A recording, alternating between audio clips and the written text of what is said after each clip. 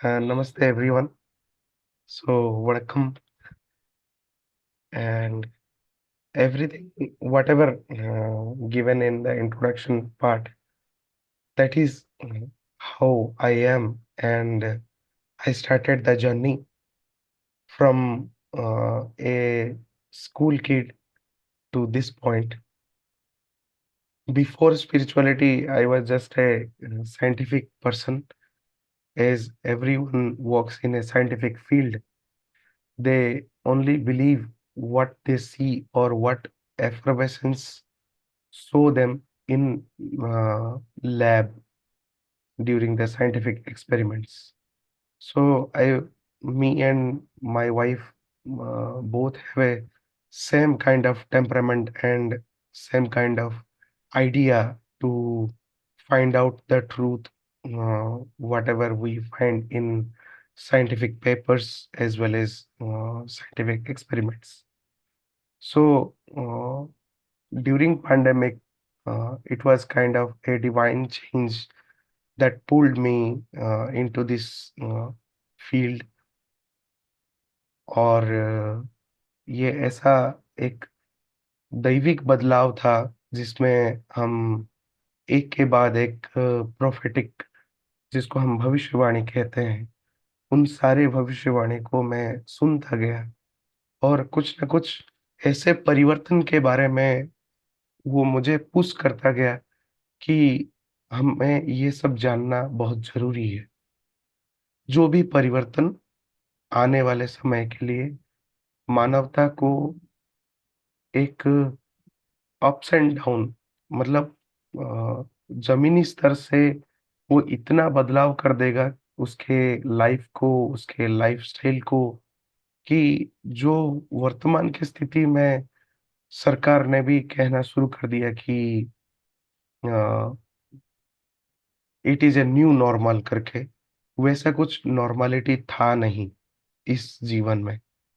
तो ये एक बहुत बड़ी पुश थी मेरे लाइफ में कि मैं खुद के साथ-साथ इस दुनिया में जो भी परिवर्तन होने वाले हैं, उन सब के प्रति मैं जागरूक बना और खोजता गया।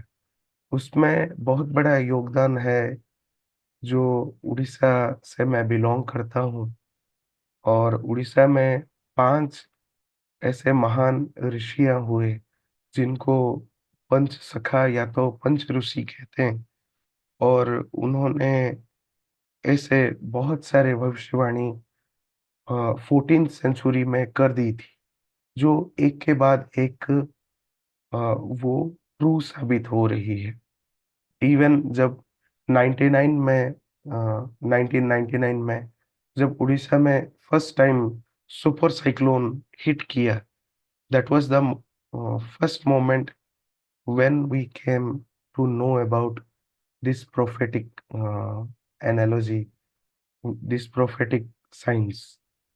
तो ये एक रुचि बढ़ गया कि क्यों ना हम साइंस के आधार पे लोगों को बताएँ जो-जो परिवर्तन हो रही है और होने वाली है, एंड इट इज़ इनेविटेबल, ये होकर रहेगा।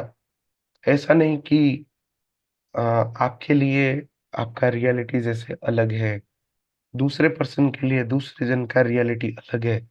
लेकिन क्या ऐसे ब्रह्मांड स्तर पे, जिसको हम यूनिवर्स कहते हैं, यूनिवर्स के स्तर पे भी कुछ ऐसे चेंजेस हैं जो हम सभी को नज़रअंदाज नहीं करना चाहिए। तो आज का जो विषय है उसी पे आधारित है। तो हम स्लाइड बाय स्लाइड उसको जानेंगे। पहला है इवेंट, फिर हम देखेंगे शिफ्ट, और इवेंट और शिफ्ट, ये दोनों जो एक परिवर्तन है धरती के स्तर पे और यूनिवर्स के स्तर पे, तो उसमें ह्यूमैनिटी के लिए क्या-क्या सॉल्यूशंस हैं? What we need to get ready for. तो पहला पार्ट हम देखेंगे गैलेक्टिक सुपरवेव क्या है, जो संपूर्ण गैलेक्सी के अंदर होने वाली है, और सोलर माइक्रोनोवा क्या है।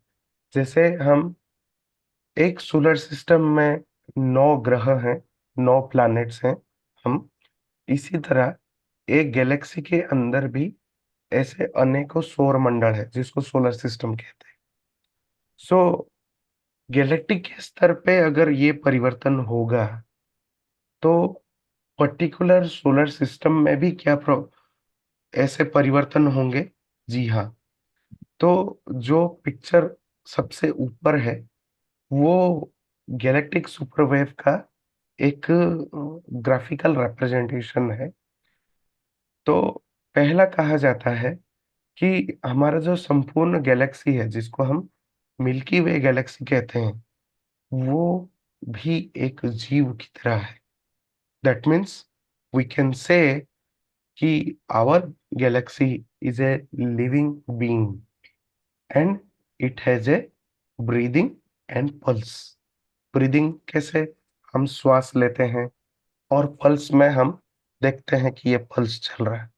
सो इसी तरह हमारा गैलेक्सी भी सांस लेता है तो एक्सपांड होता है, और जब सांस छोड़ता है तो वो कंप्रेस होता है। इसी को कहा गया कि जब गैलेक्सी अभी की स्थिति में, अगर मौजूदा हालात, द करंट अपडेट के अनुसार अगर हम कहा जाए, तो गैलेक्सी जो है वो जितना एक्सपांड होना था वो हो चुका है। अब वो एक झटके में वो सांस छोड़ेगा, यानी कि कंप्रेस होगा। इसीलिए इस पूरे के पूरे मूवमेंट मूवमेंट को कहा जाता है कंप्रेशन ब्रेक थ्रू। यानी कि इस कंप्रेशन में क्या होगा, इस गैलेक्सी के अंदर जितने सारे डार्क एनर्जी, डार्क एंटिटी और डार्क एनर्जी से बना हुआ जितने सारे सिस्टम है वो सब टूटेंगे। अगर हमारा डिपेंडेंसी इन सभी सिस्टम के साथ जुड़ा हुआ है, और ऐसा कह सकते हैं कि हम अगर इसी एनर्जी से अगर चल रहे हैं, now the time has come to shift our perception. कि ये जो गैलेक्टिक पल्स है वो क्या करता है कि पल्स मतलब हृदय की वो जैसे एक साउंड होता है धक धक धक धक जैसा। तो गैलेक्सी में जब ऐसे पल्स चलते रहते हैं तो उसको कहा गया कि जब वो कंप्रेस होकर छोड़ता है, मतलब हार्ट जैसे फूलता है, हार्ट के अंदर ब्लड आते हैं और हार्ट एक्सपांड होता है, तब क्या होता है कि वो सारे के सारे डार्क एनर्जीज, डार्क तत्व जो है अपने अंदर वो समा लेता है। और जब वो फिर से एकदम से वो रिलीज करता है एनर्जी, तब क्या होता है कि उस गैलेक्सी के अंदर जितने सारे डिस्टर्बिंग पैटर्न है, यानी कि जो चीजें डार्क एनर्जी से बनी है वो सभी टूट कर एक संतुलित अवस्था में आती है। इसको कहा जाता है this is a natural correction mechanism. ये एक प्राकृतिक व्यवस्था से होने वाला एक प्रक्रिया है।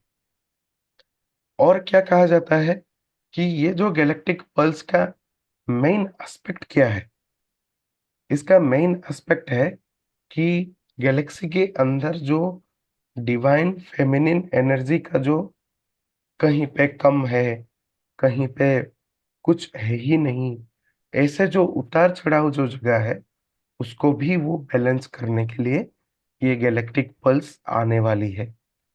नेक्स्ट पॉइंट क्या है कि this is a love energy. ये डिवाइन का प्रेम शक्ति है, ऊर्जा है, जो एक यूनिवर्स के अंदर अगर अनेकों गैलेक्सी है, तो हर गैलेक्सी में जो पुनर्व्यवस्थीकरण होने वाला है, ये इसी लव एनर्जी से ये पुनर्निर्माण का प्रक्रिया होगा। लास्ट पॉइंट ये है कि जब ये ट्रिगर होगा, इसी को कहा जाता है कि ये this is the real ascension process. ये उस गैलेक्सी के अंदर जितने सौरमंडल है, solar systems, including all the solar systems having all the planets, all planets के अंदर जितने सारे जीव हैं, उन सबके अंदर हृदय है। वो हृदय क्या है? एक सर्किट की तरह उस लव का एनर्जी को वो एक्सेप्ट करेगा और अपने अंदर वो डिवाइन बदलाव को लेकर आएगा। और इसी समय को कहा जाता है कि this is the moment of event. ये जब संपूर्ण गैलेक्सी के अंदर होगा, तो उसको हम ग्राफिकली कैसे देख सकते हैं? ये है एक साइकिल। जैसे हमारे सारे प्लैनेट्स सोलर सिस्टम यानी कि सूर्य के चारों तरफ घूमते हैं, इसी तरह 7 सोलर सिस्टम गैलेक्टिक सेंट्रल सन के बीच में घूमते हैं। जैसे कि ब्लू कलर का जो सेंटर में है, उसको ग्राफिकली दिखाया गया है कि वो अगर गैलेक्टिक सेंट्रल सन है, तो उसके अंदर इलेक्ट्रा है, माया है, मेरोपे है, टाइगेटा है, सेलोनो है, स्टेरोपे है, अटलस है, उसके बाद हमारा सोलर सिस्टम। ये सारे सौरमंडल गैलेक्टिक सेंट्रल सन के चारों तरफ घूमते हैं। और हमारा जो सोलर सिस्टम है, दूसरे सारे सोलर सिस्टम एक साथ एक रेखा में ऐसे घूमते हुए वो वापस एक रेखा में आने के लिए उनको 26,000 साल लगते हैं, तो 26,000। इसी तरह जब 26,000 साल में सारे सोलर सिस्टम जब एक रेखा में आते हैं, आप सभी को पता होगा कि इक्विनॉक्स बोलकर एक तिथि पड़ता है हमारी धरती पर।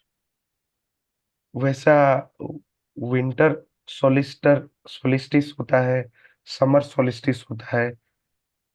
विंटर सोलिस्टिस में एक पर्टिकुलर तिथि में क्या होता है कि हमारे सोलर सिस्टम में भी जो 9 ग्रह हैं, वो 9 के 9 ग्रह एक रेखा में पड़ते हैं।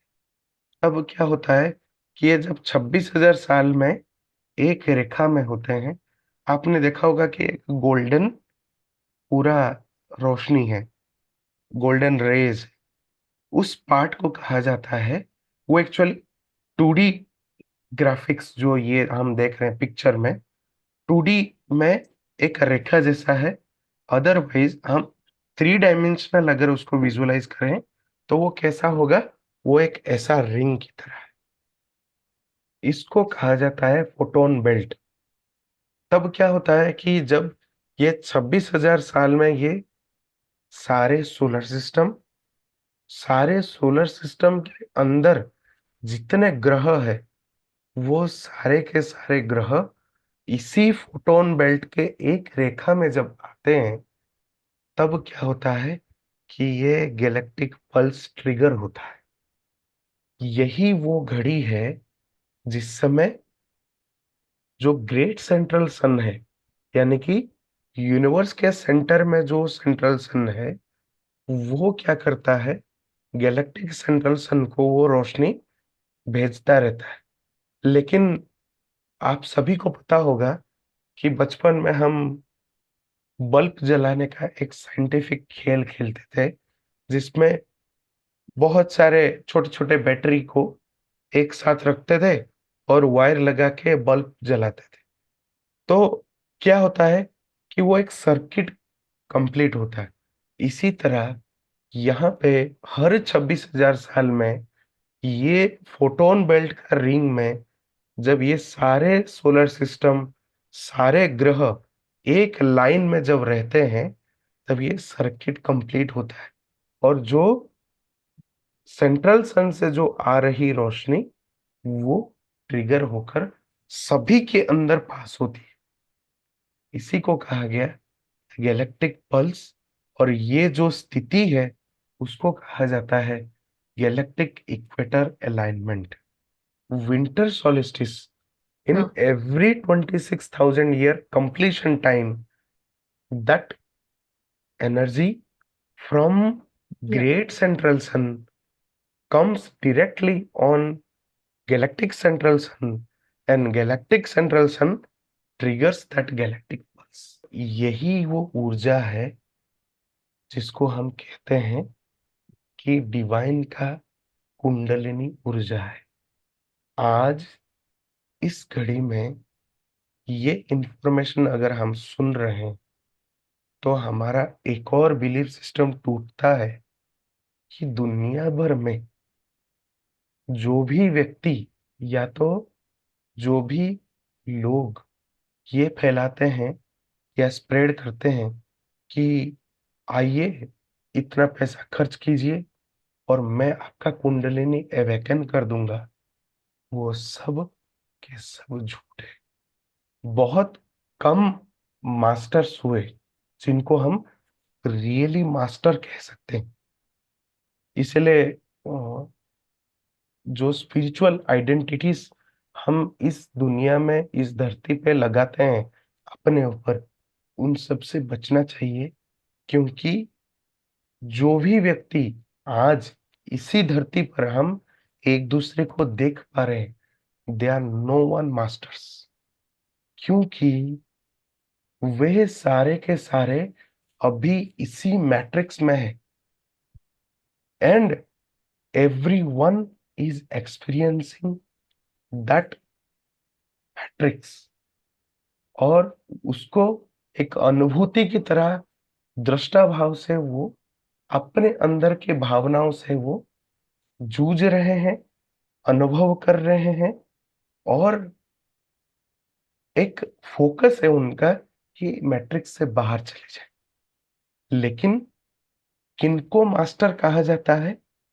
वे जो व्यक्ति थे पास्ट टाइमलाइन में, वो क्या किए थे, इसी गैलेक्टिक पल्स को, इसी कुंडलिनी एनर्जी को अपने इस मैट्रिक्स का जो आकार है, मतलब एक बोल सकते हैं कि एक जेल जैसे जो है, उससे पार वो अपनी चेतना को अनुभव कर सकते थे, जिसमें बुद्ध हुए और भी बहुत सारे हैं। उनको कहा जाता है एसेंडेड मास्टर्स। इसी तरह हमारा जो इस धरती पे, जिसको हम फिजिकल रियलिटी कहते हैं, उसके 7 स्टेट ऑफ कॉन्शियसनेस होता है। ये जो 7 स्टेट ऑफ कॉन्शियसनेस है, इसमें क्या है, ये हायरार्की बेस्ड है। क्यों? क्योंकि फिजिकल रियलिटी में जब हम डुअलिटी को एक्सपीरियंस करते हैं, द्वैत जिसको कहते हैं, ऊंचा नीचा, अच्छा बुरा, तो ये क्या है, एक सैंडविच की तरह है, ये सातों स्तर। तो नीचे के जो 3 स्तर हैं, वो क्या होता है कि फिजिकल रियल्म, यानी कि फिजिकल रियलिटी से हम कैसे खुद को बांध कर रखते हैं, या तो फिजिकल लाइफ को कैसे अच्छे से जिए, उसको हम एक्सपीरियंस करते हैं। और उसका जो एक्सपर्ट्स हैं, वो है डार्क फोर्सेस। नीचे के स्तर के जो, ऐसा कह सकते हैं कि मास्टर हैं, वो इस दुनिया को चलाते हैं। प्रश्न ये उठेगा कि हम सभी के अंदर अगर सातों स्तर के चेतना है, 7 स्टेट ऑफ कॉन्शियसनेस है, तो हमारे पास मास्टरी क्यों नहीं है? वो इसीलिए नहीं है कि हमारे तमाम सारे जो नियम है, जिसको फॉलो करके इस धरती पे जीना होता है, जिसको हम मैट्रिक्स कहते हैं। तो मैट्रिक्स क्या है? तो मैट्रिक्स एक सेट ऑफ रूल्स है। वो जो सेट ऑफ रूल्स है, उसको मानकर उसके अंदर आप ऐसा बोल सकते हैं ना, कि जैसे स्कूल में एक पीरियड चल रहा है, तो गेट बंद कर देते हैं। Even teacher also lock the door. That means उस पीरियड में उस टीचर का बनाया हुआ सारे नियम सभी स्टूडेंट पे लागू होता है, और उस पीरियड के अंदर कोई भी स्टूडेंट वो स्कूल छोड़कर जा नहीं सकता। ये जो सेट ऑफ रूल्स है, उसके अंदर क्या है, अच्छा भी है, बुरा भी है। तो जो अच्छे अनुभव हैं, वो क्या होता है कि हायर स्टेट ऑफ कॉन्शियसनेस को वो रिप्रेजेंट करता है।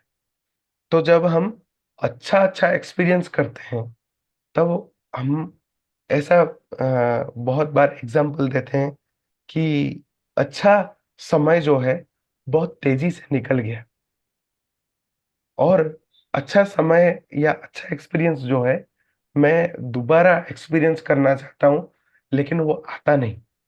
क्यों? क्योंकि हमारे मैट्रिक्स में ऐसा फिट कर दिया गया है कि अभी हँस रहे हो, तो अगले पल में आपको रोना है। अभी अगर रो रहे हो, तो अगले पल में आपको हँसना है। तो ये जो डुअलिटी है, ये हमको क्या करता है, ड्वेल करता रहता है। Dwell in the sense up and down, up and down, up and down, जैसा हम कार्डियोग्राम अगर देखा होगा आप सबने, हार्ट बीट का अब हम कार्डियोग्राम लेते हैं, ईसीजी, तो उसमें क्या अप एंड डाउन होता है। इसी तरह हमारा चेतना भी अप एंड डाउन होता रहता है। इसी तरह जो ऊपर के 4 चेतना है, वो क्या होता है, कभी कैच होता है, फिर हम छोड़ देते हैं।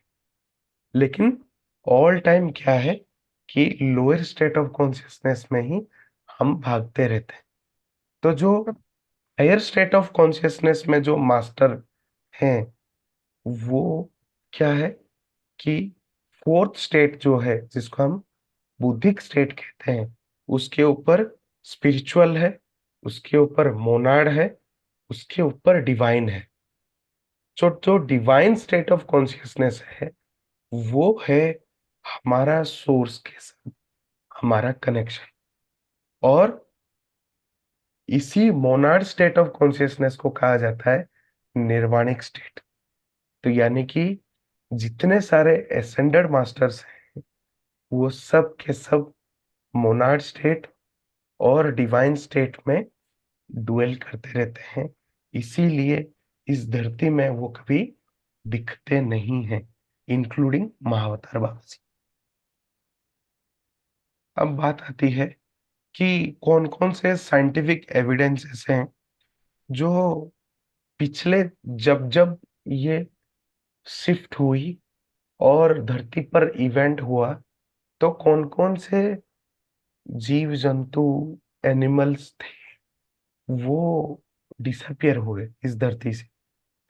तो पता चलता है कि जो लास्ट गैलेक्टिक पल्स हिट हुई इस धरती पे, तो ये जो जितने सारे सोलर सिस्टम है, उसके अंदर एक बहुत ही वास्ट ड्रास्टिक चेंजेस देखने को मिला। यानी कि जैसा जीवन चल रहा था, उससे ठीक उल्टा होने लगा। उस सोलर सिस्टम के अंदर जितने सारे सूर्य हैं, वो सब क्या हुआ कि मैक्रोनोवा में चले गए। मैक्रोनोवा का अर्थ है कि एक बहुत तेज ऊर्जा उस सूर्य के अंदर वो कंप्रेस होता है, और एक बार में वो फटता है। उसको वही। कहते हैं सोलर मैक्रोनोवा। ये साइंटिस्ट को कैसे पता चला कि कब-कब ऐसा हुआ? तो हमारे पास टेक्नोलॉजी है, जिसको हम कहते हैं कि रेडियो कार्बन डेटिंग है, या तो स्टेबल आइसोटोप्स हैं, रेडियो आइसोटोप्स हैं। उन सबको यूज़ करके धरती के मिट्टी, धरती के फॉसिल्स, जिसको हम जीवाश्म कहते हैं, वो सारे चीज़ को स्टडी की गई। तो पता चला कि धरती पे अभी तक के सबसे तेज ये जो फ्लाश हुई थी, वो हुई थी पिछले 30,000 साल पहले। वो था लेक मुंगो बोल के एक जगह है अर्थ पर, वहाँ हुआ था।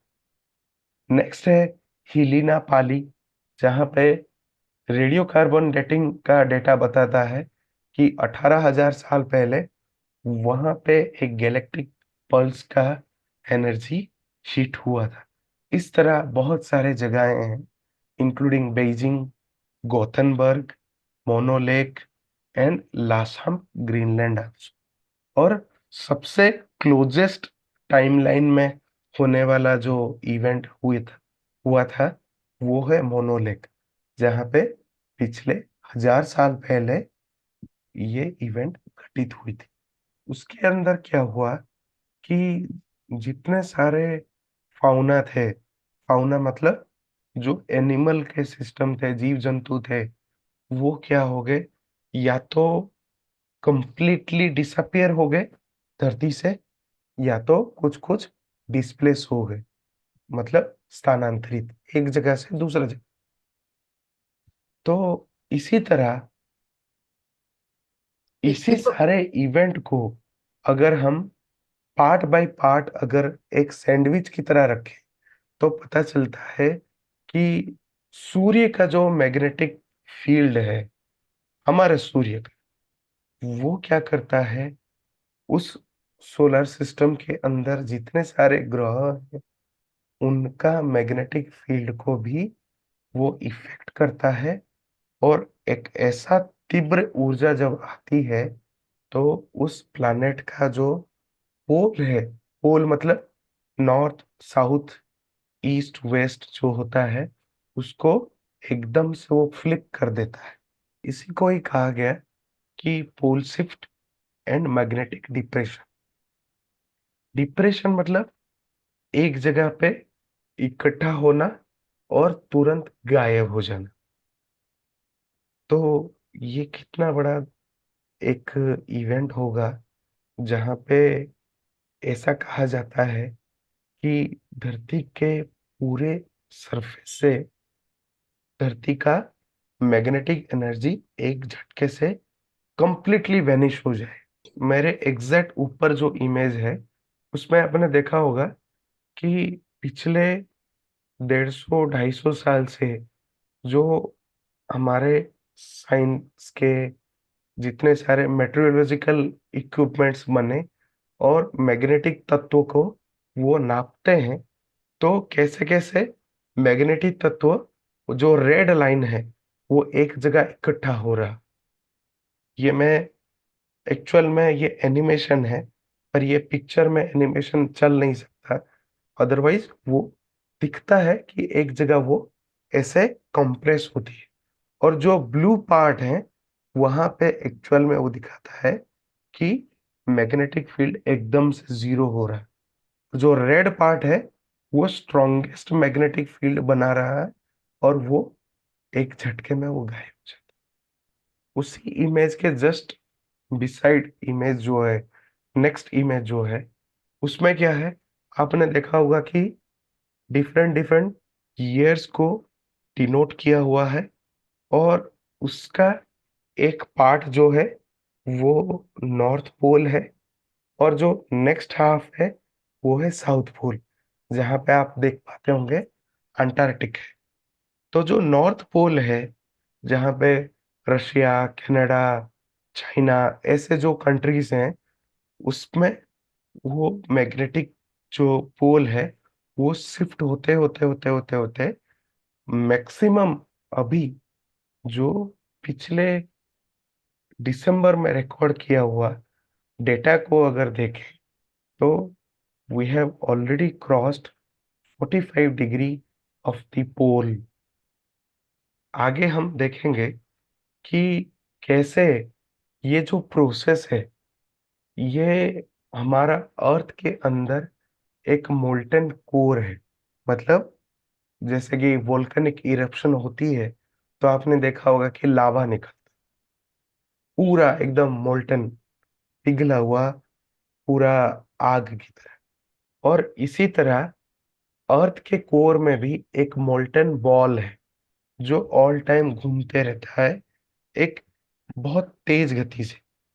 वो क्या होता है कि जब सन में मैक्रोनोवा होता है, यानी कि उसके फ्लाश ऑफ एनर्जी धरती के कोर को जब हिट करता है, धरती का कोर क्या होता है, एकदम से बद जो उसका जो घूमने का जो स्पीड है, वो एकदम से बढ़कर वो एग्ज़ैक्टली एक पोज़ीशन में स्टॉप हो जाता है, मतलब बंद हो जाता है। तब क्या होगा, जो बाहर का गोला जो घूम रहा है, आपने देखा होगा साइंस में कि पश्चिम से पूरब अर्थ का ऊपर का जो सरफेस है वो घूमता है अपने चारों तरफ, जिस वजह से दिन और रात होता है। इसी तरह ये जब कोर जब बंद हो जाएगा, उसका ऊपर का भी घूमना बंद हो जाएगा। और जब सूर्य जब मैक्रोनोवा होगा, एक्सपांड होकर उसका एनर्जी फटेगा, तो एकदम से वो क्या होगा कि उसका जो ऊर्जा है, उसका ऊर्जा क्या है? लाइट एनर्जी है। वो लाइट एनर्जी कुछ समय के लिए बंद हो जाएगा। इसी चीज को भविष्यवाणियों में कहा गया कि जब ऐसा इवेंट ट्रिगर होगा, तो पूरे धरती पर 7 दिन अंधेरा, 7 रात अंधेरा रहने वाला है।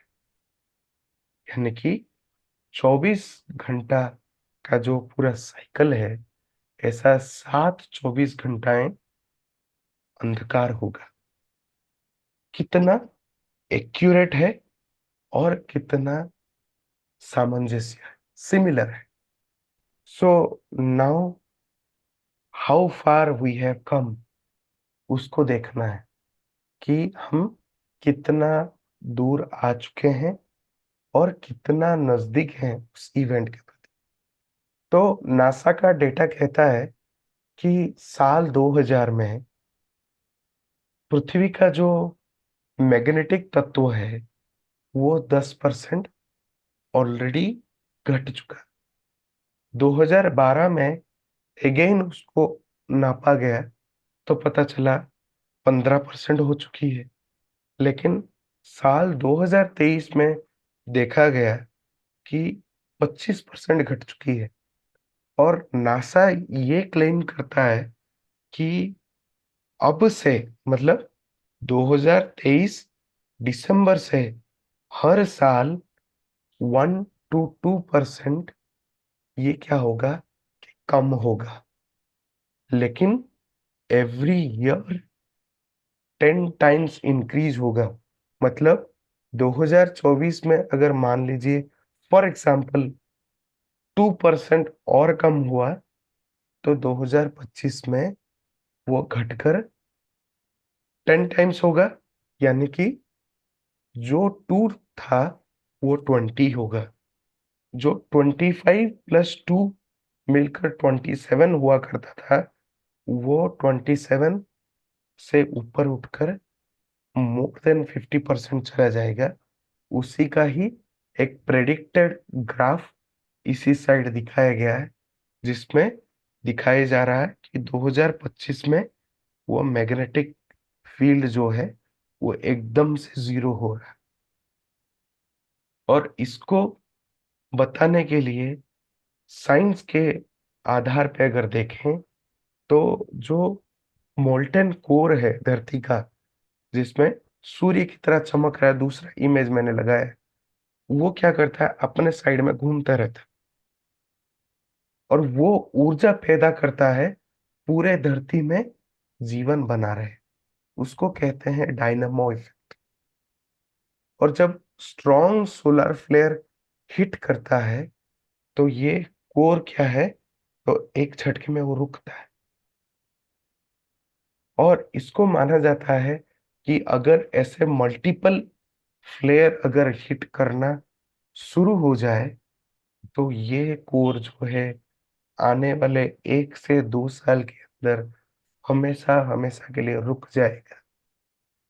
प्रेजेंट डेटा क्या कहता है कि फरवरी 2024 में एक्स क्लास सोलर फ्लेयर 1 से 2 बार हुई, मार्च में 3 बार हुई, और अभी मार्च एंड होते-होते अब ऐसा स्थिति हो गया है कि every day there is a M class solar flare. M class मतलब जो जियोमैग्नेटिक इंडेक्स का 6 से 7 में आता है, और ऐसा माना जाता है as per scientific data, geomagnetic index अगर 8 पहुंच जाए, then there will be a huge tsunami, huge earthquake all around the world. जिस चीज को भविष्यवाणी में 400-500 साल पहले कहा गया था, यही चीज वर्तमान की स्थिति में उसका स्टेज क्रिएट हो रहा है, तैयार हो रहा है। ये जो सोलर फ्लेयर है, उसको हम इजीली कैसे समझ सकते हैं? सूर्य के सरफेस में, जैसे धरती के सरफेस में साइक्लोन होता है, टॉर्नाडो होता है, वैसा सूर्य के सरफेस में होता है, ब्लास्ट ऑफ ऑफ एनर्जी होती है। वो क्या होता है कि एक टॉर्नाडो जैसा क्रिएट होता है, और पूरे के पूरे सोलर सिस्टम में वो फैल जाता है। वो क्या करता है कि सारे के सारे ग्रहों को वो हिट करता है। उसको कहा जाता है कोरोनल मास इजेक्शन। ये क्या करता है कि अर्थ का आयोनोस्फीयर है, मतलब आयन का एक लेयर है, उसको पहले हिट करता है। तो ऊपर जो चित्र लगा है साइड में, आपने देखा होगा कि एक ब्लू है, एक ग्रीन है, एक रेड है, एक पर्पल है। ये 4 लेयर है हमारे आयोनोस्फीयर का लेयर।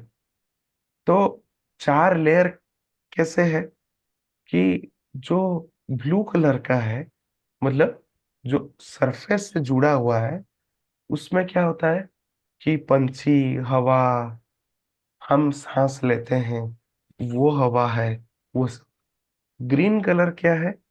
ग्रीन कलर में आपने देखा होगा कि ये जो एरोरा क्रिएट होता है नॉर्थ पोल में, साउथ पोल में। आप जब नॉर्वे, स्वीडन जैसा कंट्री अगर विजिट करेंगे, तो रात को आसमान में ब्लू, ग्रीन, रेड कलर का एक एरोरा बनता है। ये वो लेयर में क्रिएट। थर्ड क्या है? वो रेड है। रेड में क्या है कि हमारे जितने भी फ्लाइट्स उड़ते हैं, एरोप्लेन है, हेलीकॉप्टर है, वो इसी लेयर में उड़ते हैं। फोर्थ क्या है कि हमारे जितने सैटेलाइट सिस्टम है, वो इस लेयर में तैरते रहते हैं, या तो एक स्टेबल आकार में धरती के चक्कर काटते हैं। तो जब ये सीएमई सोलर फ्लेयर के आकार में जब हिट करता है इस लेयर को, इस लेयर के अंदर जितने सारे चीजें हैं, वो सबको एक झटके में तहस तहस कर सकता है। और उसका हाईएस्ट जो है, वो है एक्स क्लास सोलर, जो फरवरी में 2 से 3 बार हुई, जनवरी में 1 बार हुई, मार्च में ऑलरेडी 3 बार हो चुकी है। और ऐसा माना जाता है कि ऐसे सोलर फ्लेयर अगर कंटिन्यूस, अगर 3 बार इक्वल गैप में धरती को अगर हिट करे, तो धरती का पोल एकदम से शिफ्ट कर सकता है। जब ये सोलर फ्लेयर गैलेक्टिक सुपरवेव के नाम पे जब हिट करता है, तो उसके 2 एस्पेक्ट है, एक है फिजिकल, एक है नॉन फिजिकल। फिजिकल क्या है कि जो समय और परिस्थिति, जिसको हम टाइम स्पेस कंटिन्यूम कहते हैं, जिसके तहत ये मैट्रिक्स चलता रहता है, जीवन मरण, अच्छा बुरा, हाई लो, गुरु है, मैं छोटा हूँ, ये जो चीजें हैं, ये एक झटके में खत्म हो जाए। दूसरा क्या है? इसका non physical aspect. Non physical aspect क्या है कि ये जो 4 लेयर आप देख रहे हैं, ये हमेशा हमेशा के लिए टूट जाएगा। और इसके अंदर जो स्केलर फील्ड है, यानी कि हमारे बीच का जो कम्युनिकेशन है, internet, broadcast system, radio system, any radiation system, network system, ये सभी हमेशा हमेशा के लिए टूट जाएगा। इस लेयर में जो भी सैटेलाइट्स हैं, जो भी प्रोब्स हैं, वो सभी बारिश की तरह गिरते हैं। आपने देखा होगा, इसका अगर प्रूफ कोई पर्सन के अंदर क्वेश्चन होगा, ऐसे थोड़े होगा। तो उसका प्रूफ है, साल 2023 में इलॉन मस्क का कंपनी है space x. Space x is the most leading company जो सबसे ज्यादा सैटेलाइट दुनिया में भेजता है, सब ऑर्बिटल स्पेस में, जहां पे धरती का चक्कर काटता है।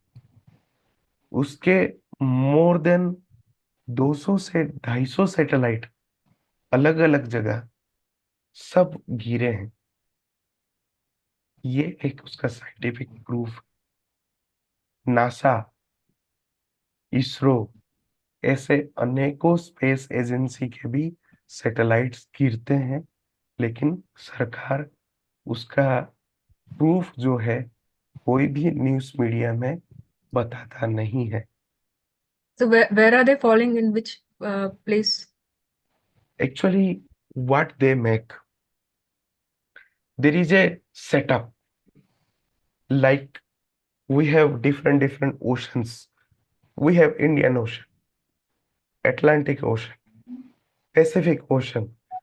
ऐसे ओशन के सेंटर में एक डिस्पोजिंग एरिया है, that is a very secret defence setup है।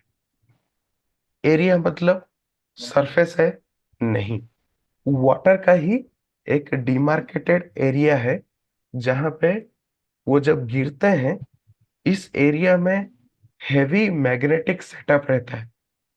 और ये जो सैटेलाइट्स जो गिरते हैं, वो क्या करता है, उस एरिया में वो पुल कर देता है, पुल करके उस एरिया में वो डालता है।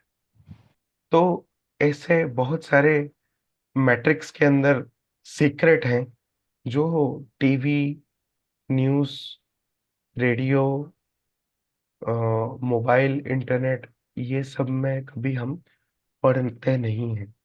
लेकिन ये की सीक्रेट प्लेसेस में ये सारे एक्टिविटीज किए जाते हैं। जैसे कि बहुत फेमस है एरिया 51, यूएसए के अंदर, नेवाडा में। वहाँ कहा जाता है कि एलियंस के ऊपर रिसर्च की जाती है। इसी तरह हर देश में है ऐसा। हमारे भारत में भी है, यूरोप में भी है, ऑस्ट्रेलिया में भी है, सभी देशों में है। तब क्या है कि एक और बात हमको जान लेना बहुत जरूरी है कि हमारा सन जो है, सूर्य जो है, वो सिर्फ ऊर्जा का दाता नहीं है, वो एक स्टारगेट है। स्टारगेट मतलब कि एक गैलेक्सी से दूसरा गैलेक्सी में आप ट्रैवल कर सको। जैसे हम कहते हैं ना कि मेरे रूम जो ये है, उस रूम में दूसरे रूम में जाने के लिए एक डोर है। सो इसी तरह एक गैलेक्सी से दूसरे गैलेक्सी में जाने के लिए जो दरवाजा होता है, उसको कहते हैं स्टारगेट। अब आने वाले समय से ये जो सोलर फ्लेयर जो बढ़ रही है, वो असल में सूर्य के अंदर वो ऊर्जा का बॉम्बार्डमेंट है, जिसको कहा जाता है माइक्रोनोवा। जो जो चीजें धरती पर होगा और हम देख सकते हैं, क्या हम उसके लिए तैयार हैं? अगर नहीं भी हैं, तब भी मानवता को देखना पड़ेगा। सारे प्रूफ्स, सारे साइंटिफिक रिपोर्ट, सारे स्पिरिचुअल प्रोफेसी, भविष्यवाणी, सबको एक साथ रखते हैं, तो पता चलता है कि बहुत कम लोग हैं जिनको अ, ये साइकिल के बारे में पता है। कौन-सा साइकिल? जो धरती पे फाइनली खत्म होने जा रही। नेक्स्ट पॉइंट है कि ये जो प्रोग्राम है, मतलब एक के बाद एक जो चल रहा है इस मैट्रिक्स में, वो क्या करता है कि बहुत सारे चीज़ों को वो प्रेडिक्ट करता है। प्रेडिक्ट मतलब बताता है कि भाई ये चीज़ें होंगी। तो पहला है the collapse of the western civilisation. जिस वेस्टर्न सिविलाइजेशन को हम फॉलो करते हैं, फैशन है, फाइनेंस है, टेक्नोलॉजी है, फूड सिस्टम है, सारा चीज़ हम फॉलो करते हैं। हम सबके लिए वो एक बहुत बड़ी वेलकमिंग न्यूज़ है कि वो वेस्टर्न सिविलाइजेशन हमेशा के लिए टूट जाए, कि this will begin in this year September. आप ऐसा कह सकते हैं कि जो फाइनल तबाही है, डिस्ट्रक्शन है ऑल अराउंड द वर्ल्ड, जो आप अभी टीवी, न्यूज़, मीडिया में देख रहे हैं, इससे कई गुना ज़्यादा इस साल सितंबर से शुरुआत होगा। अभी उस साइकिल के एंड पार्ट में खड़े हैं और एक ऐसा पार्ट है वो जहाँ से एक और नया साइकिल शुरू होने वाला है। ये साल 2025 में एक बहुत बड़ा संयोग बन रहा है। किसका? प्लैनेट्स का।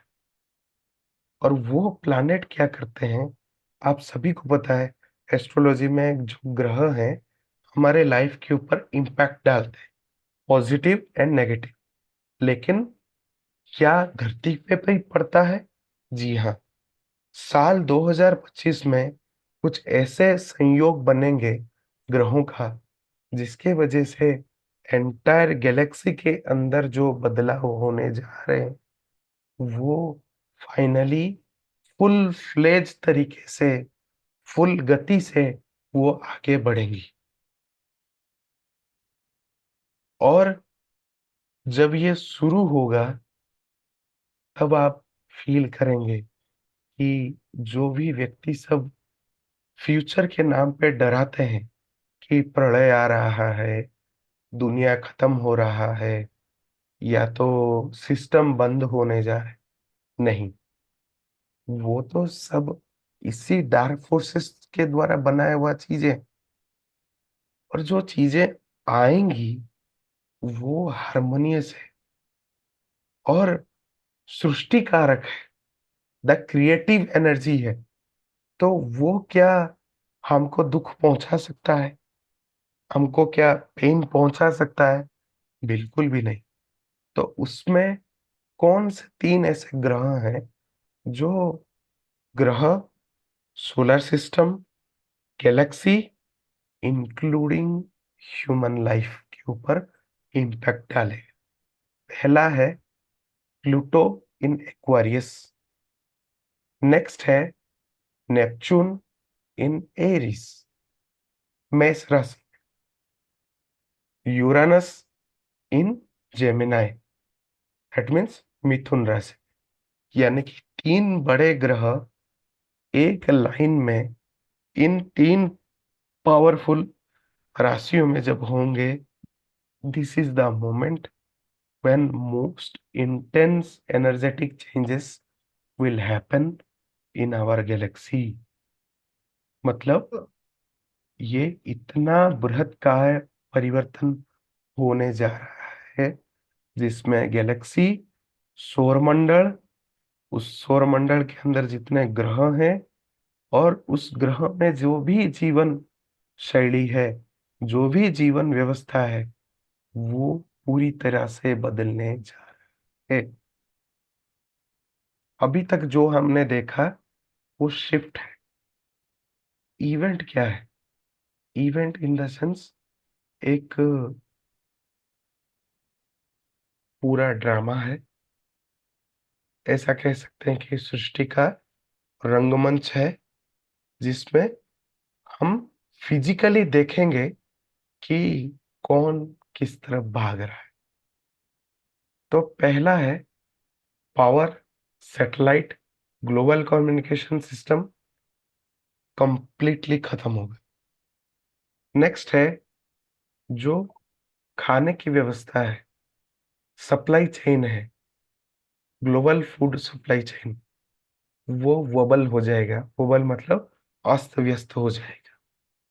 आपने देखा होगा कि नासा है, फिर यूएन गवर्नमेंट है, यूएनएचआरसी है, ऐसे जो जितने सारे बड़े-बड़े वैश्विक स्तर पर जितने ऑर्गेनाइजेशन हैं, वो सब पिछले 15 साल से कह रहे हैं कि क्लाइमेट चेंज हो रहा है। ये क्लाइमेट चेंज नहीं है, ये फाइनल एनवायरनमेंट का ही चेंज है, जिसके तहत ये पुनर्व्यवस्थीकरण होगा इस एंटायर गैलेक्सी में। नेक्स्ट पॉइंट आती है कि जितने सारे जैविक व्यवस्थाएं हैं, बायोलॉजिकल सिस्टम्स, साइकोलॉजिकल सिस्टम्स, ये सब में चेंजेस होगा, जिस वजह से हम अपना एक उत्क्रांति देखेंगे। The shift in consciousness will be seen.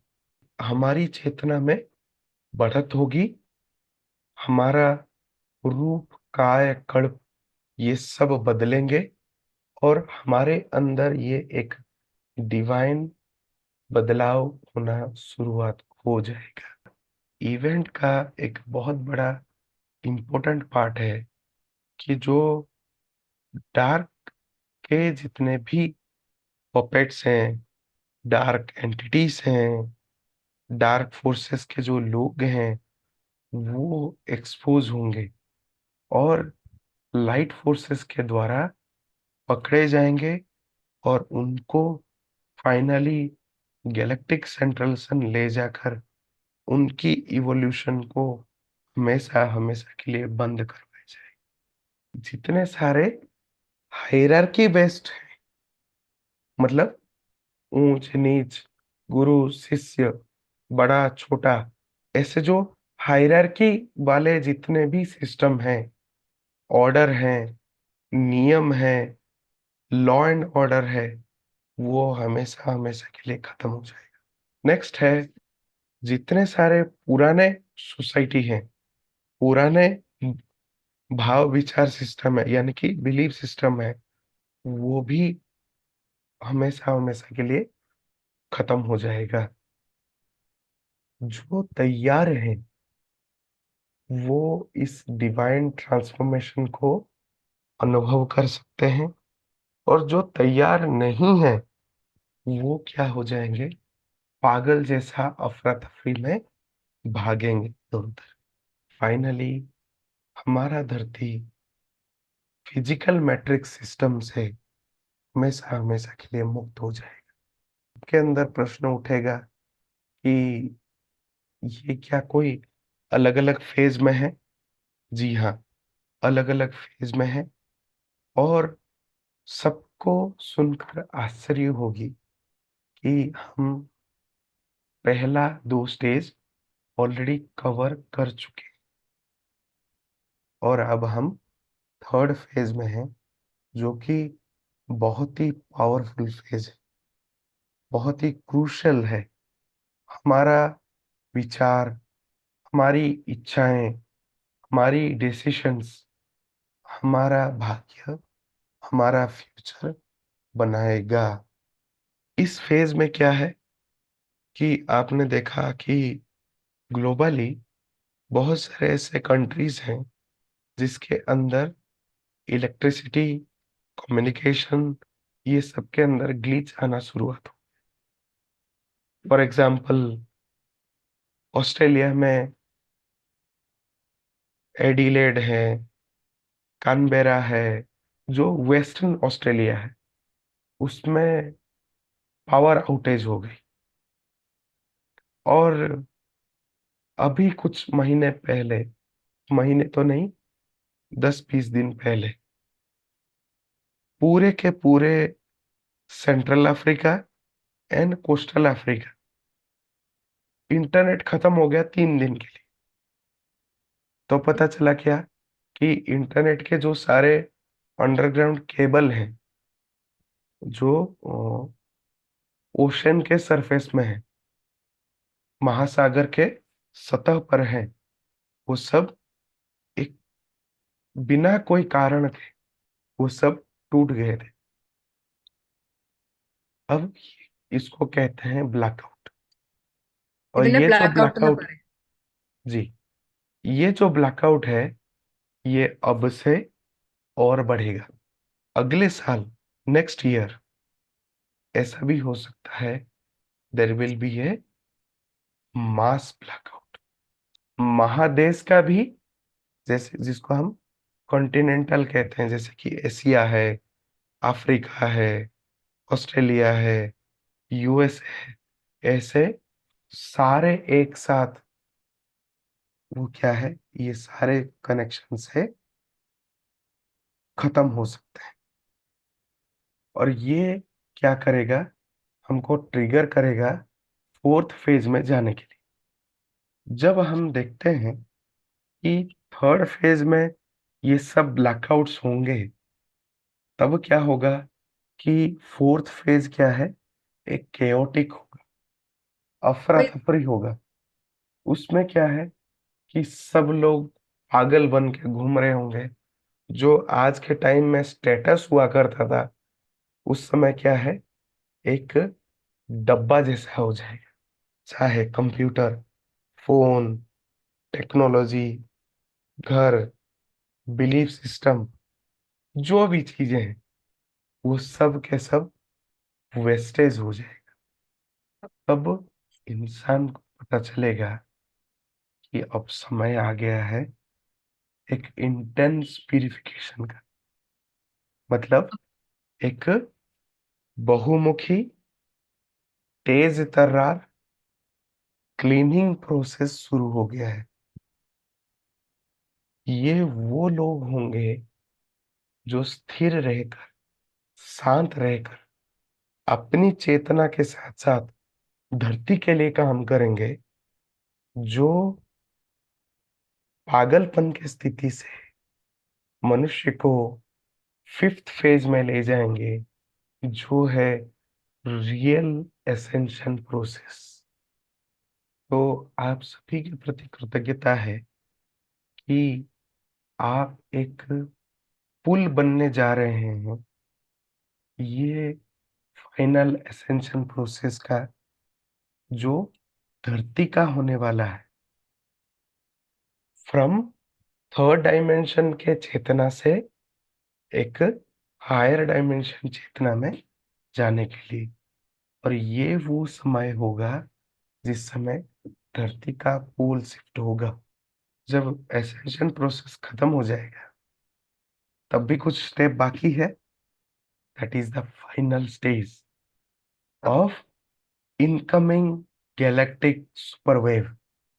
जिस समय गैलेक्टिक सेंट्रल सन से जो बात कही जा रही थी कि एक पर्ज ऑफ एनर्जी, एक मासिव एनर्जी, ऊर्जा गैलेक्टिक सेंट्रल सन से इस सौरमंडल के प्रति पड़ेगा, और इस सौरमंडल में डिवाइन मस्कुलिन और डिवाइन फेमिनिन का बैलेंस होगा, and the real kundalini activate starts. तो ये जो फेज है, ये फोर्थ फेज में जो मैडनेस जो चल रही थी, उससे काफी आनंद भरा। और ऐसा कह सकते हैं कि this is the final liberation of the planet, जिस चीज के लिए हम सभी इस धरती पृष्ठ पर जन्म होकर आए हैं। तो इवेंट जो है, वो हम सभी के प्रति देख रहा है कि जैसे जैसे चेतना में हम और तेजी से आगे बढ़ें, धरती की चेतना में मददगार हो, तब उतना जल्दी इवेंट होगा। पर और इवेंट है। इवेंट तब क्या है कि 5 चीज़ें मनुष्य को डिवाइन की तरफ से एज़ ए गिफ्ट मिलेगा। वो क्या है कि हमारा चेतना सामूहिक चेतना से हमेशा-हमेशा के लिए जुड़ जाएगा। सेकंड है, हम सभी के अंदर उच्च स्तरीय चेतना होगा, जो असेंडेड मास्टर्स के अंदर हुआ करती है, उस स्तर की चेतना हम सभी के अंदर होगा। थर्ड है, हम सभी next level of biological evolution को देखने जा रहे हैं। यानी कि हम जिस कायाकल्प में अभी इस फिजिकल रूप में हैं, इससे भी एडवांस्ड कायाकल्प में हम उत्क्रांति में ऊपर उठेंगे। चौथा है कि बहुआयामी ताकतें, जिसको हम इंटरगैलेक्टिक टेक्नोलॉजीज कहते हैं, वो सभी मानवता को मिलेगा, जो डार्क फोर्सेस ही अभी के समय में यूज करते हैं, वो सभी हमको मिलने वाले हैं। पांचवा है, हम अपने गैलेक्टिक परिवार, गैलेक्टिक भाई-बहन, गैलेक्टिक समाज से हमेशा के लिए मिलने जा रहे हैं। जो थ्री डायमेंशनल रियलिटी में हम कहते हैं कि हम वर्सटाइल वर्क करते हैं, एक साथ 4-5 काम करते हैं। ये भाग-दौड़ वाली जीवन हटकर हमारे अंदर एक हायर रियलिटी क्रिएट करने का ताकत हम सभी के अंदर जागृत होगा। ये shift in perspective makes the particles in your universe dense to a new possibilities। यानी कि जब आपका देखने का, समझने का नजरिया बदलता है, आपका लोकल यूनिवर्स में, मतलब आपके पूरे समाज में आप एक ऊर्जा का तरंग छोड़ते हैं कि आपका वास्तविकता उस हिसाब से बदले। तो अगर अकेले इस राह पर हैं, तो डरने का या कन्फ्यूज़ होने का नहीं, आपका रिस्पॉन्सिबिलिटी इतना महान है कि आप अकेले उस पूरे यूनिवर्स को बदलने आए।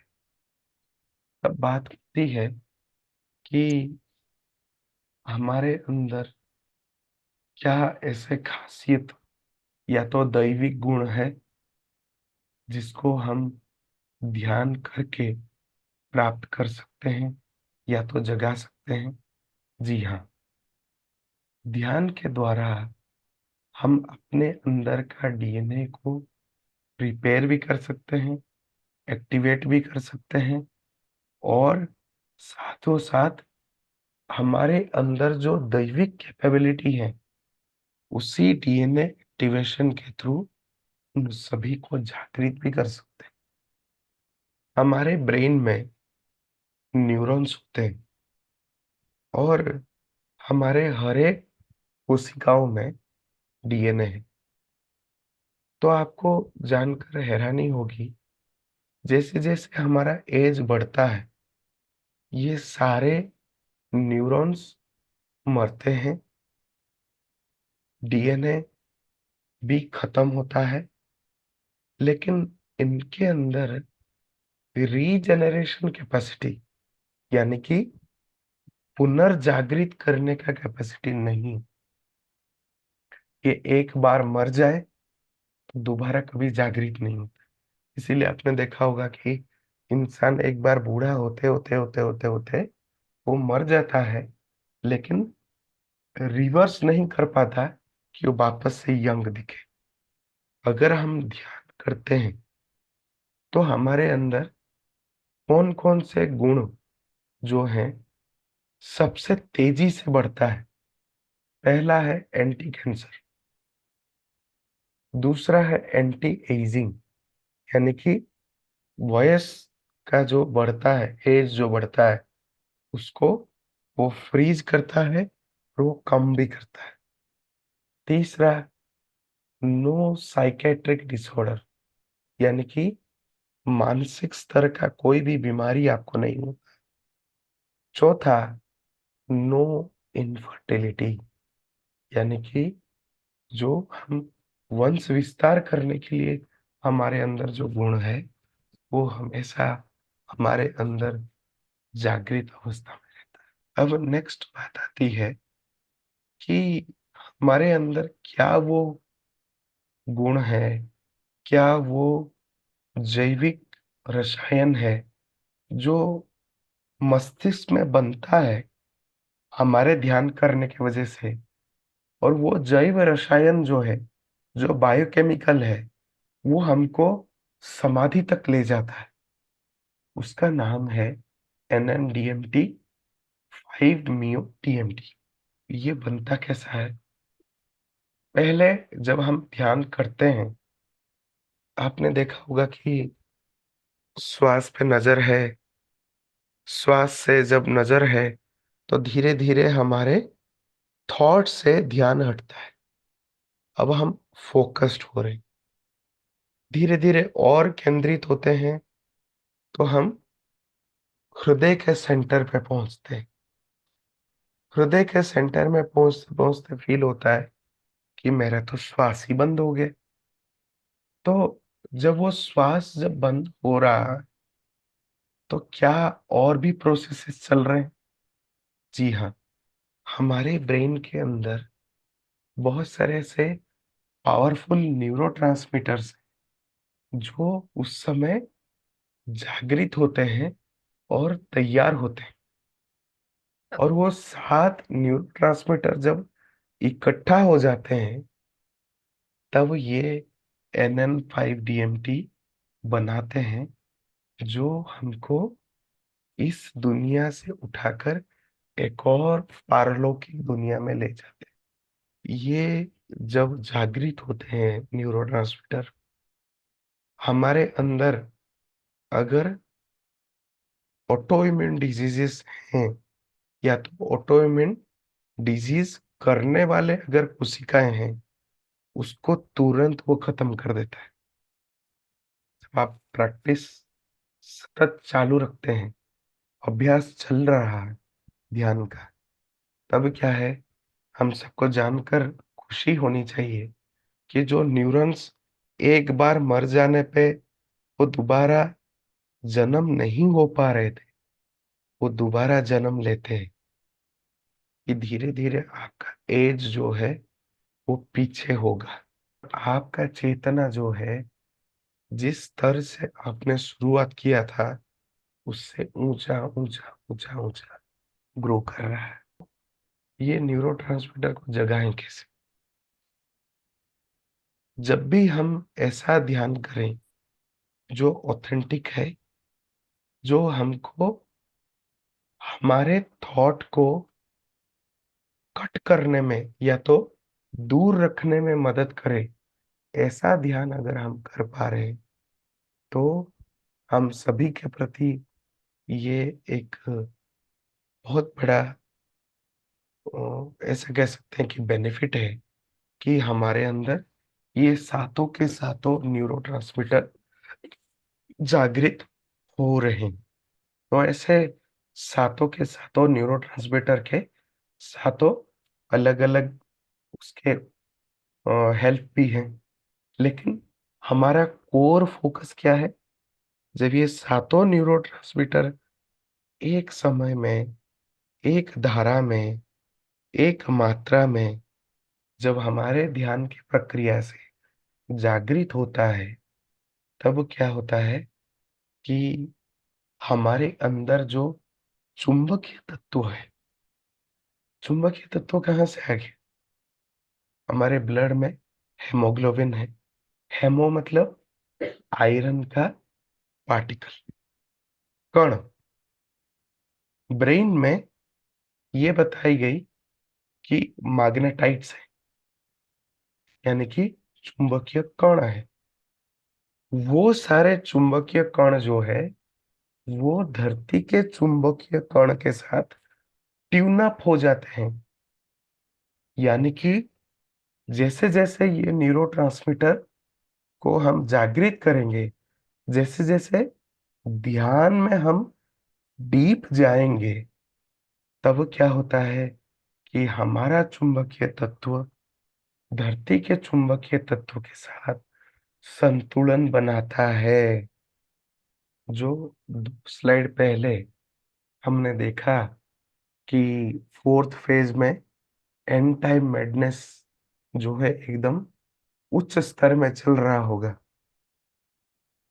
उस समय शांत रहने वाले व्यक्ति वही होंगे जो ध्यान में बहुत गहरी तरीके से जाते हैं और अपने अंदर उस जैव रसायन को, न्यूरोट्रांसमीटर को वो जगाते हैं और समाधि को प्राप्त करते हैं। वही इस समय में एंड टाइम मैडनेस से मुक्त रहेंगे।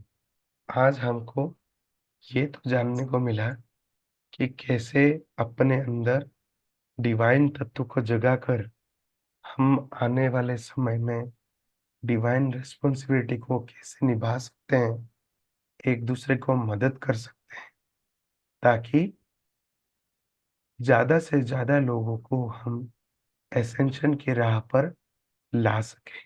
कुछ ऐसे प्रैक्टिसेस हैं जिनको हम करना ही चाहिए। कुछ ध्यान के प्रैक्टिसेस हैं, कुछ रेगुलर प्रैक्टिसेस। क्या है वो? 11 है। पहला है कि develop inner guidance and connect with higher self. अपने आंतरिक मार्गदर्शक से साथ आपको जुड़ना होगा और आप अपने मूल स्वरूप के साथ कनेक्ट होना होगा। उसके लिए 2 मेडिटेशन है। पहला क्या है? सोल इन्वोकेशन, उसका लिंक दिया हुआ है। सोल स्टार मेडिटेशन, ये दोनों डेली करने हैं। तो ये सारे लिंक जो है मैं मालिनी जी को सेंड कर दूँगा, ताकि वो आप आपके ग्रुप में शेयर कर सकते हैं। नेक्स्ट है balance between divine feminine and divine masculine energy. ये करना बहुत ज़रूरी है। ये भी क्या, सिर्फ सिंपल मेडिटेशन है, 7 मिनट का। उसका नाम है गॉडेस वर्टेक्स मेडिटेशन। उसका भी लिंक दिया हुआ है, उसको भी आपको डेली करना है। तीसरा है come out of fear and survival instinct, यानी कि भय और बचाव वाले मनोभाव से बाहर आइए। उसके लिए भी एक मेडिटेशन है, सिर्फ 15 मिनट का है। उसका नाम है प्रोटेक्शन प्रोटोकॉल मेडिटेशन। इसको भी आपको डेली करना है, वो भी मैं शेयर कर दूंगा। चौथा है 6 आर्ट वर्च्यू का प्रैक्टिसेस। ये भी recorded free of cost channel पर अवेलेबल है। ये 6 के 6 हार्ट वर्च्यू को हफ्ते में एक बार एटलीस्ट आप करें। तो उससे क्या होगा कि आप अपने हृदय के केंद्र में जुड़ते हैं। तब क्या है कि आपके अंदर इनर गाइडेंस फ्लो होना और ईज़ी हो जाता है। 5वां है हार्ट को रीसेट करें। ये भी एक छोटा-सा प्रैक्टिस है, मेडिटेशन नहीं है, गाइडेड मेडिटेशन की तरह है, लेकिन सिर्फ 2 मिनट का है। ये आप सुनकर एक बार समझ लें, फिर आप डेली कर सकते हैं, वीकली कर सकते हैं। अगर आप चाहें तो मंथ में 1 बार भी कर सकते हैं। 2 मिनट का है सिर्फ। 6th स्टेप है लोअरिंग द ब्रेन फ्रीक्वेंसीज़। उसके लिए क्या है कि 432 हर्ट्ज का जो म्यूजिक है उसको आप सुना कीजिए। ऐसे नहीं कि यूट्यूब में कोई भी म्यूजिक आ गया, 432 लिखा है, उसको सुन लिया। नहीं, हमारे ग्रुप में कुछ सर्टिफाइड 432 हर्ट्ज के म्यूजिक शेयर किया हुआ है। आप चाहे तो ग्रुप में सर्च बटन को यूज करके आप म्यूजिक सेक्शन में जाएं। म्यूजिक सेक्शन में 432 हर्ट्ज के सारे म्यूजिक प्राप्त कर सकते हैं। उससे क्या होगा कि आपका माइंड शांत रहेगा, क्रिएटिव रहेगा और आप जल्दी से जल्दी डीप ध्यान में जा सकते हैं। सेवेंथ है ग्राउंडिंग। खुली मिट्टी पे, पार्क पे ऐसे चले, वॉक करें। उससे क्या होगा कि आपके अंदर जो आयोन्स है, फ्री रेडिकल है, नेगेटिव एनर्जी है, वो धरती के साथ बैलेंस हो। उससे आप फोकस्ड रहें। आठवां क्या है? Use smart gadgets optimally. जितने सारे smart gadget, smartphone, smart computer, smart TV, smart refrigerator, smart washing machine, जितने सारे प्री प्रोग्राम्ड एआई से चलने वाले मशीन हैं, उनको कम से कम यूज करें। ऐसा नहीं बंद कर देना, क्योंकि वो लाइफ का पार्ट है। कम से कम यूज करें एंड से नो टू 5G। 5G का रेडिएशन से बचें। 5G फोन में यूज ना करें। माइक्रोवेव अगर घर पे है उसको बंद करें। वाईफाई है तो वाईफाई को कम से कम यूज करें। ब्लूटूथ वाले गैजेट्स जो हैं, चाहे ब्लूटूथ ईयरफोन है, ब्लूटूथ हेडफोन है, ब्लूटूथ स्पीकर है, ऐसे ब्लूटूथ गैजेट को टोटली बंद करें। उससे क्या होगा कि आपके अंदर न्यूरोट्रांसमीटर्स बनने में और आप ध्यान की गहराई में जाने में इजी होगा। 10th स्टेप है, जितने सारे कैटेकलिज्म है, डर, भय, वॉर, प्रलय, भय का न्यूज़, उन सबको अवॉइड करें। न्यूज़ चैनल, टीवी चैनल, उन सबको बंद करें। लास्ट स्टेप है avoid TV, media, social media and social media influencer also. कम से कम यूज करें, हो सके तो बहुत कम कर दें। उससे क्या होगा कि आप फोकस्ड रहेंगे। ये है 11 मेन स्टेप जो जरूरी है हमारे एसेंशन के लिए। सारे प्रैक्टिसेस करते हैं तो हमारे अंदर एक महान चीज है जो एक्टिवेट होती है, वो है हमारा फ्री विल। और वो फ्री विल ही हमें इस असेंशन में सटीक धारा में रहने के लिए मददगार हो सकता है। ना लाइट, ना dark, it is you, only you on this essential path. मतलब केवल आप और सिर्फ आप, अगर अपनी राह को बनाते हुए अगर एसेंशन पाथ में आगे बढ़ना है, तो ये सारे प्रैक्टिसेस को करके आप अपनी फ्री विल को सशक्त करके इस धरती पर जो एक डिवाइन प्रोसेस हो रही है उसमें आप भाग ले सकते। Welcome everyone to this pathless path of awakening. जो रास्ता नहीं है वो रास्ता आपको खुद को बनानी पड़ेगी। जो जीवन काल में किसी भी व्यक्ति ने बनाए हुआ रास्ते को आपको फॉलो करके आपको मुक्ति प्राप्त नहीं हो सकती। ये रास्ता आपको ही बनाना होगा। आपका रास्ता आपके लिए ही है and it is your path of ascension। So we welcome everyone. ये हैं सारे रेफरेंसेस जिसको स्टडी करके ये सेशन बनाए गए। सो सभी को gratitude being present in this session.